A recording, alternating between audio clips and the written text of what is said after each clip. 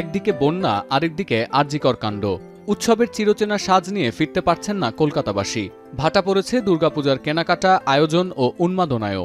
এর মধ্যে মরার ওপর খাড়ার ঘা হয়ে এসেছে দুর্যোগপূর্ণ আবহাওয়ার পূর্বাভাস।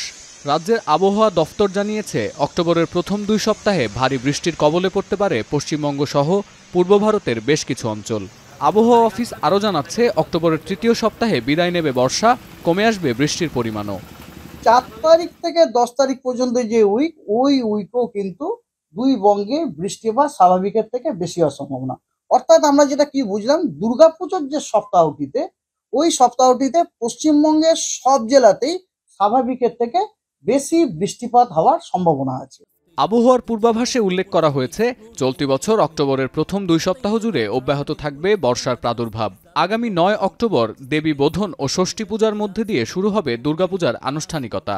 13 অক্টোবর বিজয়া দশমীর মধ্য দিয়ে শেষ হবে হিন্দু ধর্মাবলম্বীদের প্রধান ধর্মীয় এ উৎসবটি। আবহাওয়ার পূর্বাভাস বিবেচনায় পুরো উৎসব জুড়েই চলবে বৃষ্টির তাণ্ডব। আর এতেই কপালে চিন্তার ভাঁজ ছোট বড় ব্যবসায়ী ও আয়োজকদের কপালে। যদিও আগামী শনিবার থেকে উত্তর পশ্চিম ও পূর্ববঙ্গে আবহাওয়া পরিস্থিতির উন্নতি হবে বলে জানিয়েছে কর্তৃপক্ষ, তবে আগামী মাসের প্রথম সপ্তাহ থেকে আবারও বৃষ্টিপাত বেড়ে যাওয়ার আশঙ্কা থেকেই যাচ্ছে। বিশেষ করে 2 অক্টোবর মহালয়া থেকে 16 অক্টোবর লক্ষ্মী পূজা পর্যন্ত বৃষ্টির পূর্বাভাস থাকায় বিষণ্ণ হয়ে উঠেছে উৎসবপ্রিয় বাঙালির মন। পূজার 5 দিনের জন্য সারা বছর ধরে অপেক্ষার প্রহর গোনেন বাঙালিরা।